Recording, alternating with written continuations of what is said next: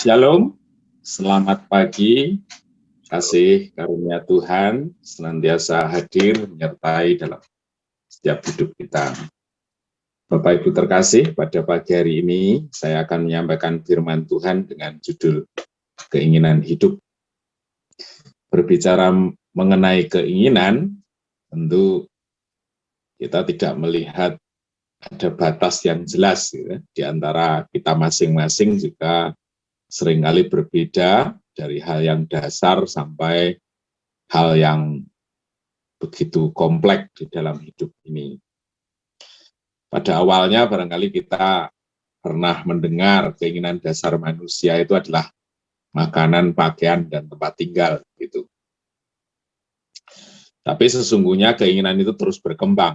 Pada zaman ini yang namanya HP itu menjadi mutlak. Kemudian pendidikan anak-anak kita, kemudian alat transportasi, dan lain sebagainya. Tetapi keinginan itu terus berkembang, gitu ya. Misalnya dalam hal yang dasar saja, orang memakai pakaian sekarang ini bukan sekedar pakaian, tetapi apa yang kita pakai, merek apa yang kita kenakan. Makanan, bukan sekedar makanan yang ada di pinggir jalan. Banyak orang mendefinisikan makanan jauh berbeda dengan konsep semula, tapi makanan itu yang mengandung nilai prestisius gitu ya, sehingga orang memilih makanan di tempat mana, kemudian dijadikan status dan lain sebagainya. Tempat tinggal, kita tinggal di komplek yang mana, orang begitu bangga ketika hidupnya tinggal di komplek-komplek yang mewah. Kita melihat bahwa sesungguhnya keinginan hidup itu kalau tidak dibatasi memang tidak ada batasnya. Ya. Nah, kita juga bertanya, gitu. Kalau seandainya seseorang sudah dipenuhi segala keinginannya, apakah di dalam hidupnya menjadi berhenti berkeinginan? Gitu ya. Tapi ternyata tidak. Mereka selalu memiliki keinginan yang lain, dipenuhinya permintaan, keinginan, bahkan dengan pergumulan doa dan lain sebagainya. Ketika Tuhan jawab, seringkali keinginan kita menjadi berubah, berbeda, dan menginginkan yang lain. Nah, keinginan itu bisa dikatakan sebagai lingkaran setan, gitu ya, yang hilang silih berganti, terus tumbuh, dan kalau kita tidak menguasai, keinginan itu akan bertambah besar, sampai akhirnya menguasai seluruh hidup kita, di mana keinginan itu jauh lebih besar dibandingkan kalau Paulus katanya iman yang kita punyai. Wah, itu mulai berbahaya. Nah, apa yang diajarkan firman Allah mengenai keinginan hidup itu? Yang pertama, di Markus 4 ayat 19, firman Tuhan berkata demikian. Lalu kekhawatiran dunia ini dan tipu daya kekayaan dan keinginan-keinginan akan hal yang lain masuklah menghimpit firman sehingga tidak berbuah. Jadi firman yang kita dengar normalnya akan menghasilkan buah firman dari kehidupan kita. Tetapi mengapa kita tidak menghasilkan buah firman dalam hidup kita? Antara lain di sini katakan, karena keinginan-keinginan kita itu menghimpit firman itu. Ya, jadi kalau di Mazmur itu katakan kita merenungkan firman Tuhan, tapi karena munculnya keinginan yang begitu mendesak jiwa kita tidak lagi sempat merenungkan firman, tapi pikiran kita diisi oleh keinginan-keinginan kita. Itu yang disebut dengan menghimpit. Keinginan itu menghimpit jiwa kita. Ya. Jadi tidak lagi merenungkan, tidak lagi firman itu hadir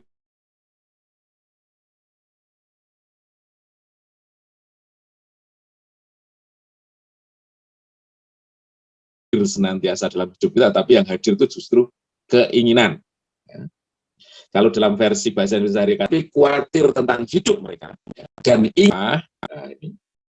nafsu untuk berbagai hal masuk ke dalam hati mereka, karena itu kabar dari Allah terhimpit dalam hati mereka, sehingga tidak berbuah. Jadi kalau dalam bahasa Indonesia sehari-hari secara eksplisit diungkapkan bahwa keinginan itu keinginan untuk hidup mewah, katanya. Wah, itu ternyata bahaya. Padahal dengan terbukanya pintu-pintu informasi yang sedemikian lebar saat ini, orang itu bisa melihat hal-hal mewah dengan mengklik satu tombol keluar dari rumah kita bisa melihat betapa keinginan seseorang untuk memiliki sesuatu yang merah, yang branded, yang mahal itu dipaparkan di depan. Nah, tetapi firman mengatakan keinginan untuk hidup mewah itu yang berpotensi menghimpit firman di dalam hati kita. Terus yang berikutnya, Roma 13 ayat 14 mengatakan, tetapi kenakanlah Tuhan Yesus Kristus sebagai perlengkapan senjata terang, dan janganlah, katanya, merawat tubuhmu untuk memuaskan keinginannya. Jadi keinginan itu tidak hanya sandang, pangan, pakaian, tetapi berkembang sedemikian rupa. Bahkan keinginan untuk merawat tubuh kita yang berlebihan itu masuk di dalam jebakan keinginan. Ya. Jadi kalau seseorang membangun tubuhnya agar six-pack luar biasa, ya, ototnya kelihatan semua, keren, tetapi arahnya bukan untuk kesehatan, itu pun masuk dalam jebakan keinginan yang bisa menghimpit jiwa kita.